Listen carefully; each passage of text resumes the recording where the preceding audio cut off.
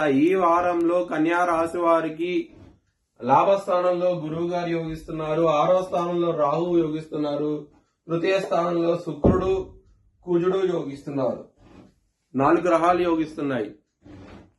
మీరు కనుక బ్రాహ్మణుడికి అన్నదానం చేస్తే కనుక ఈ వారంలో చాలా చాలా మంచి ఫలితాలు ఉంటాయి.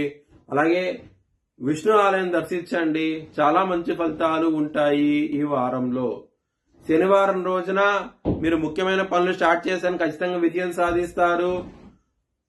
మంగళవారం రోజున గురువారం రోజున మాత్రం ముఖ్యమైన పనులు స్టార్ట్ చేయకండి. స్టార్ట్ చేసిన వ్యతిరేక ఫలితాలు వస్తే ధన నష్టం వచ్చే అవకాశం ఎక్కువగానే జాగ్రత్త తీసుకోండి.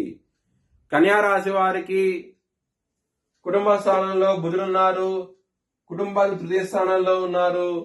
చాలా చాలా మంచి ఫలితాలు ఉంటాయి. ధనపరంగా మాత్రం ఎటువంటి లోటు అంటూ ఉండదు.